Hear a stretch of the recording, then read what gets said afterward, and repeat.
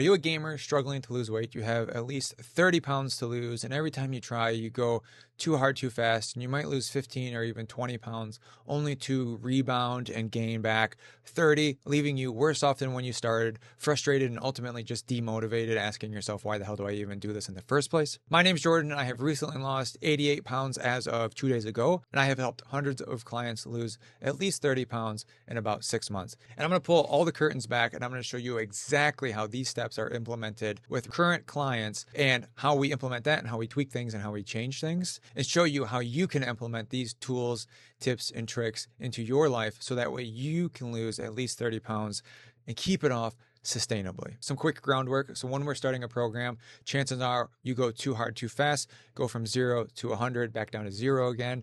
And with us, our secret sauce, if you will, is starting off way slower. We pull the reins back, we pump the brakes, and we go from 0 to 25 to 50 to 75 up to 100, a nice sustainable approach so that way you can have progress in long term and perpetuity rather than constantly spinning your wheels and burning out after 2 weeks. What we are not doing is cutting out foods that we like. One of my catchphrases is limit, don't eliminate. We're not going to be spending hours in the gym. Most of our clients work out at home, and so I'm going to show you a lot of what those workouts will look like. And we're not going to be cutting out gaming or any other sedentary hobbies. All of our clients are avid gamers, and so they still have time to game. And in fact, they tend to enjoy their gaming time more because they feel like they've actually earned it because they were focusing on their health first and then gaming afterward. And if this is the type of content that you like, don't forget to smash the like button, subscribe, and do all the other things YouTubers tell you to do before we dive in. Like I said, starting off, we want to pull the reins back and we want to go slower, especially when it comes to workout and nutrition. Our program stands on what I call 3 core pillars: exercise, nutrition, and then how we track success. And when it comes to starting off, like I said, we pull the reins back and we start off too easy. And with movement, we really want to do 2, maybe 3 workouts in a week. Most people, if you haven't worked out consistently in years, you want to do 2 workouts in a week. 2 20-minute bodyweight workouts in a week is a really good starting point that allows for a lot of room to grow and progress. And the whole key to the first 4 weeks of this program is specifically to make things feel too easy. And the reason why is because if you keep saying, I can do more, let's bump it up, I want to keep ramping it up, that's very motivating and empowering rather than what you may have experienced in the past where you do everything all at once, you run your ass into the ground, you're so sore you can't get out of bed the next day, and you're sitting there with your hands on your head thinking, what the hell did I just do? What did I just sign up for? And that's very demotivating. And so there's an actual reason, there's an actual method to the madness to why we start off too easy. Christy here, she came to us with a base level of fitness. She's an avid dancer and she dances at least a couple times a week. And so we created a workout program designed to complement the dancing on Tuesdays and Thursdays. And so we're doing a 3-day workout split. She came to us with really troubled knees. And so we started off with chair squats and shoulder taps and incline push-ups. And we progressed that to doing actual bodyweight squats. I think we're around like 7-ish reps now. We're constantly moving that needle. Toe push-ups, single leg glute bridges, Russian twists, flutter kicks, plank hip twists, and then rest. So you can see this workout's nothing insane, roughly 30 minutes. We're doing a small warm-up simply just to get the joints moving, especially if you're used to sitting all day. You do each exercise, you rest for 60 seconds, and then you cycle through that 2 more times. If you are starting off light, like Jacob here, we want to do the cycle twice. So lunges, push-ups, glute bridges, Russian twists, flutter kicks, rest, and go through that twice. And then a somewhat lengthy cool down. Again, getting the joints stretched out and the muscles stretched out so that way we're not going to be overly sore the next day. Nutrition-wise, we really just want to track calories. A lot of times we like to underreport or underassume what we're actually eating. And so if you're telling yourself, oh, I only eat maybe 1,600 calories a day, I'm going to set a calorie goal based on that 1,600. So maybe it's 1,200 calories. That is a very low calorie goal. But then it's also B, it creates a much larger discrepancy and it's probably putting you in an unrealistic territory to where you can't sustain that long term. And then that is why you crash after 2 weeks because you were simply not eating enough and you went from maybe 2,200 calories to 1,200 calories. And you can see how that is a 1,000 calorie swing is a huge discrepancy that is not sustainable. So one thing the app lets us do is track calories with no calorie goal. And you can see here there is a calorie goal. This is his current goal that kind of retro logs everything back. But you can see his bars are gray meaning they weren't in the calorie window because there was no calorie window. And I'll explain that here in a second. But simply being, for the first 2 weeks, you are just tracking calories with no goal. And peek behind the real curtain here. A lot of times when we do that, a behavior observed is a behavior changed, and you will probably start seeing results anyway, even if you don't have a calorie goal, because it forces you to be mindful of what you're actually eating. And if every time you walk into the kitchen and you normally grab a handful of M&Ms, you think to yourself, oh, I'll have to track that, I'll have to log that, therefore I'm not going to be doing it because I'm not really that hungry, it's just habitual. That helps keep calories down to a more moderate level because you're forcing yourself to stop and be more mindful of what you're doing. Caveat to that, or one alternative to that, if you are somebody who thinks tracking calories is a bit too number crunchy and you're not in love with that idea, you can start by tracking in a notebook, pen and paper, if you have a fitness and nutrition tracker like ours, or taking your note section on your phone and just typing it all up. And it doesn't have to be calories, but just say I had bagel and peanut butter for breakfast, chicken salad for lunch, and chicken fettuccine Alfredo for dinner with 2 servings of Doritos for a snack at night. That's enough to force you to be mindful because, again, every time you walk into the kitchen, you want to grab a handful of M&Ms, you know that you have to type it out or write it down or take a picture of it like Ben did, and I'll explain here in a second. That, again, forces us to take a half a second to assess on whether or not we are actually hungry or if this is just habit or craving. Ben opted to take pictures of his meals and put them here and with some small notes on what they are. And that gave us a little bit of data, right? We're keeping an eye on what he's eating, gives us portion sizes, and that got him into the app and got him moving pretty good there. And then after 2 weeks, you can see we started tracking calories. And that was a good half step to get into tracking calories. So that was exercise, nutrition, and then the third step is tracking success. If you are somebody who doesn't weigh themselves often, I would recommend starting off with weighing yourself once a week. It doesn't have to be Sunday, it doesn't have to be Monday, it can be whatever day works best for you, but put it on the calendar. Each week you're weighing in at least once a week. That gives us data to keep an eye on without overly obsessing with the scale. I myself like weighing in more frequently, like I'll weigh in 5 to 6, maybe 7 times a week, but I know that is just simply gathering data and looking at those 5 to 7-ish data points each week give me a little bit more of a weekly average, and it allows to wean out some of that noise. But I also know that for some people, there can be scale anxiety. So a good way to help nerf that scale anxiety by weighing in once a week. Then we can slowly expand that as we progress. 2 weeks into the program, the workout should still feel pretty good. You might be constantly tweaking and changing a few things just based on preferences, but we don't need to pull any big drastic levers there. Nutrition-wise, we're tracking calories and we have a good amount of data there. Now compare that to your weekly weigh-ins, and if you are seeing weight loss of roughly 1 pound a week or more, then set the calorie goal to be whatever your calorie average is for what that has been for like the last 2 weeks, and just stick there and stay with it.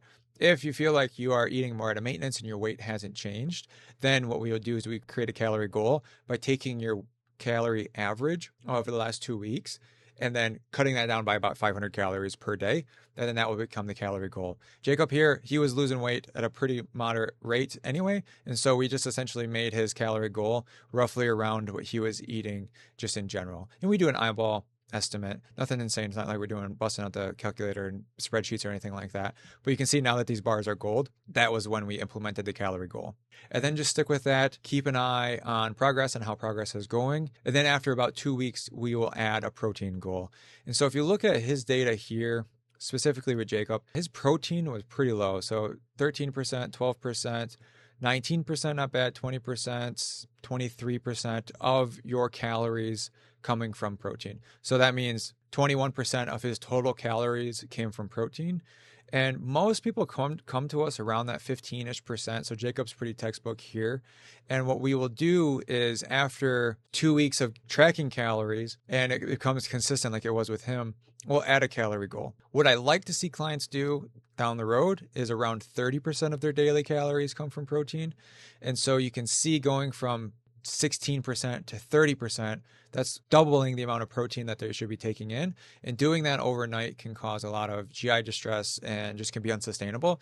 And so we move that needle slowly. A good healthy range is 10 to 20 grams per day you can do. So set your protein goal by 10 grams, maybe 20 grams higher than what you're currently doing. Make that sustainable. Probably take you about 2 weeks till you can hit that. And then after 2 weeks, set it up by another 10 to 20 grams. And then you can keep doing that every other week until you're around 30%. 25 to 30% seems to be a pretty solid spot for most people. It's easy, it's sustainable. It's not a massive jump. You're not trying to do like bodybuilder stuff where you're eating, 45% of your calories from protein. And so it's a good sustainable number to shoot for. If after 4 weeks, the workouts are starting to feel easy to the point where you want to keep leveling them up and you're ready to make a change and they're becoming maybe slightly monotonous and you do want a fresh coat of paint, we like to take the workouts from one full circuit like Christy's doing here to splitting it up into 2 supersets to where you do a series of exercises, like a small series of exercises, rest for 30 seconds, and you'll cycle through that 3 times in total. And then you move on to the next superset or next set circuit there. It's a good way to kind of freshen things up. When you are doing bodyweight exercises, you do have a limited workout pool, or you do have a limited exercise selection on what you can actually do. And so just changing up the cadence of how you do the exercises can be a good way to freshen things up without needing to completely reinvent the wheel. And so you can see we're still doing similar stuff. The core exercises are going to be slightly different. We progress from incline push-ups all the way to Spider-Man push-ups. And so you can see she's progressing actually very quickly when it comes to that, because Spider-Man push-ups are a big progression, even from toe push-ups. Bodyweight squats, I already mentioned, progressing from chair squat, which is a huge win. She's actually crushing it. Her dancing has improved dramatically just simply because she has the leg strength now to sustain herself and improve her knee health dramatically there. And then in addition to that, if after like 4-ish weeks, things are, again, feeling a little bit more monotonous and you're ready to make a change there, you can add in a third set where you do a superset, which is 2 exercises, and then add an additional exercise. So it'll be 3 sets of circuits of 2 exercises each, or 3 supersets back to back to back. And that can be a good way to, again, to keep the pace going. I like doing circuits because it's more bang for your buck time-wise. These workouts are only 20 minutes versus if you were to do squats, rest, push-ups, rest, push-ups, rest. And you can kind of see how that would really draw out the workout. If that's not your cup of tea and you want to expand your workouts differently, you can tack on a third day if your schedule allows it. So maybe you do 3 20-minute workouts versus 2 30-minute workouts. You're still going to get the same workout volume, but it's going to be spread out throughout the week rather than just on 2 particular days. You can also maybe just add in 1 extra exercise to your circuits. So that way you're kind of moving the needle up half of a notch, but it's not a big drastic change. Like you're not completely overhauling everything. And you can see how those are some nice, easy ways to continue doing bodyweight workouts and adjusting it to fitting your preferences the most. Adam, I did a complete deep dive on his program in a previous video, and I'll leave that link below. But what we did with him is he did some bodyweight stuff. He hated going to the gym. And then we actually implemented cardio to where he started doing a couch to 5K. And he started off running on his own, and then we actually implemented an actual couch to 5K training program. And so you can see how his workouts progressed from 3 bodyweight workouts, then adding in cardio onto his off days. And this is maybe a little bit faster than how you might want to progress, but this is a good way to progress from doing bodyweight workouts or strength workouts and then adding in cardio. So that way you're not having to go from 2 strength workouts to 3 strength workouts to 5 strength workouts because you want to keep increasing the intensity. You can mix it up by adding in running or walking or some other form of cardio. And in this particular instance, we did a couch to 5K, which is a pretty moderate, gentle introduction into cardio. If anybody is trying to get into running and they have the ability to run, I would recommend a couch to 5K training program. And if you are interested in doing a couch to 5K training program, along with other pre-made templated workouts for you, you can join our Discord for our 1-year beginner's handbook that has over 170 workouts, the couch to 5K training program that I mentioned, and a cooking and shopping guide that helps teach you how to meal prep properly. All this completely free in our Discord, which is going to be linked in the description below. That's pretty much the gist of how the program progresses from day 0 or session 0, if you will, all the way up to 4 weeks. And then every 2 to 4 weeks, you can reassess the workouts, the calories, the protein, and constantly move things up. But how you can properly progress things is really largely up to you. And if you get to a point where the workouts at home are starting to feel slow and stagnant, and you do want to venture off into the gym, you can do what is more of like a hybrid approach, like what John did here, where you do 2 bodyweight workouts and then a gym day. And then slowly, as you progress every 2 to 4 weeks, again, make it 1 extra gym day and 1 less bodyweight day.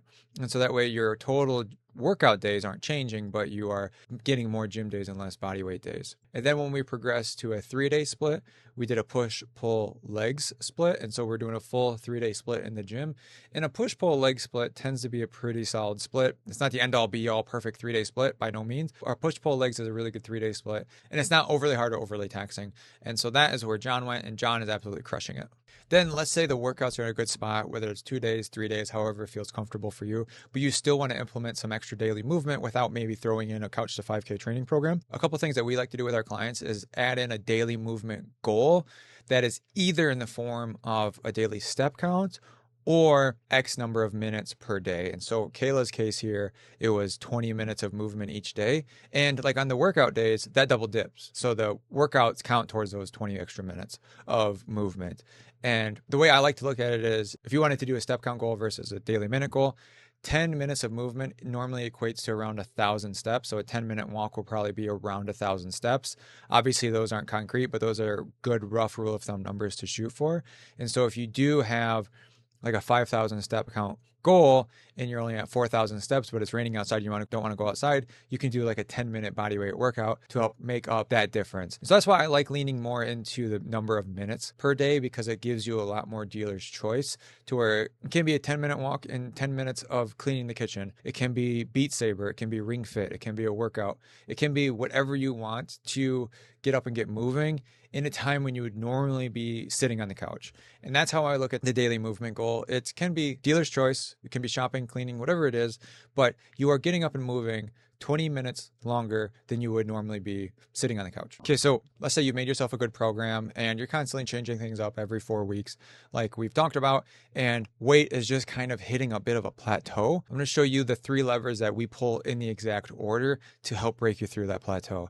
So Jacob had a bit of a plateau, and there's a whole lot of circumstances on why you might plateau. It could be life stress is picking up. It could be maybe your medications are changing. It could be a whole lot of other stressors in life. And sometimes maintaining the weight that you have is the goal in itself, rather than rebounding and regaining the weight that you lost. And so don't think of a plateau as being bad or losing progress, because like I said, sometimes plateauing or maintaining is the goal in itself. So let's assume in this theoretical situation that you have been maintaining your weight for at least 4 weeks, and you're doing everything diligently where you're tracking your calories, tracking your protein, hitting your workouts and your daily movement every single day. Then we will start looking at perfect levers. If you are being sporadic with your workouts, sporadic with how you're tracking, or maybe you only track Monday through Thursday, and then on the weekends you don't track, or you are low on your protein, then we would want to tune up all of those first and then start pulling different levers, because we want to make sure that the program that we have laid out is getting used to its fullest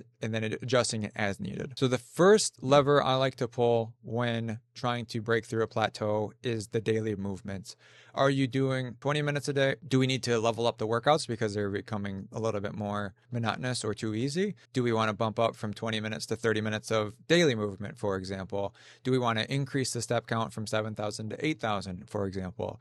What can we do to slowly move that needle up so that way your total daily energy expenditure is higher, which can then get you back into a caloric deficit? The second step is protein. A, are you eating enough protein? And then B, should we bump that protein up? If you're like 22%, do we want to bump that up to 24% of your daily calories come from protein, and then go from there? Third, and this is the last lever that I like to pull, is your calories. I don't want you or any of our clients to feel like we need to keep chunking down on calories to where the fewer calories the better, because that just becomes a race to the bottom, and that becomes unsustainable. And so if you were seeing good progress at the calories that you were eating, then you just hit a plateau, we'll pull every other lever first, where we can increase movement to increase energy expenditure, increase protein to increase satiety, and a little bit of calories burned through food, the thermic effect of food. And then we might taper down calories a little bit. So assuming everything else is on point or locked in, not necessarily perfect, but is locked in, then we can cut down calories by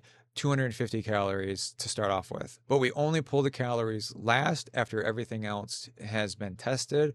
And that is a lever that a lot of people like to pull first. And even before that, I want to make sure that you're tracking everything diligently. And so if you used to weigh your food and measure out your food, and then you've kind of just been eyeballing things, then we will want to bust out the scale again and start weighing your food, tracking measurement, taking pictures of your food to allow me to see the data that we were looking at in the past. And then after that, if all of those things are locked in and on point and you're still not seeing results, then we can cut the calories down by about 250 calories.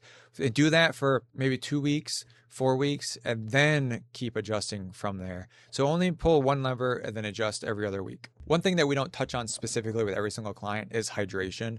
I think hydration is largely overblown to some extent in some sectors, to where our thirst mechanism does a really good job keeping us alive. And so a rough rule of thumb for a good number to shoot for is between 48 to 64 ounces. There's no real hard science behind how much water you need to drink. And I've seen a lot of equations where it's half your weight in ounces or drinking a gallon a day or whatever. Again, there's no real science behind it, but if you are struggling with like energy levels and bowel movements and everything like that, drinking up to 64 ounces of water can be solid. If you're a bigger guy, drinking up to a gallon can be totally fine, but just know you'll be pissing a lot more. And going from 32 ounces to a gallon, which is 128 ounces, that's obviously going to be a massive change. So we want to slowly move that up. I like to progress things in 8-ounce increments just because that's what 1 cup is.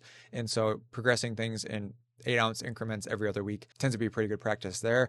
And again, we don't really shoot for it a whole lot. Ben here is trying to get 2 liters of water in, which is a decent amount. And if you're at that level, then you're probably fine. Progress. Let's talk about progress. I don't think I necessarily said how much you should be looking to lose, but 30 pounds in 6 months is roughly a pound a week. And that is a pretty good standard to look at. Trevor here, he was a very textbook client, and he lost about 29-ish pounds in that 6-month-ish time frame. John's been working with us for just over a year now, and he's lost just around 70 pounds. And so that's, again, around 35-ish pounds, 30 pounds per 6 months. Jacob, he's been with us for over 2 years now, and he's down around 70 pounds in the 2 years, but we had that big plateau there.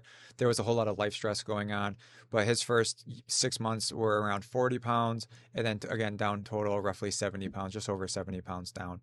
And so, yeah, Ben, he's lost 45 pounds in about 7 months.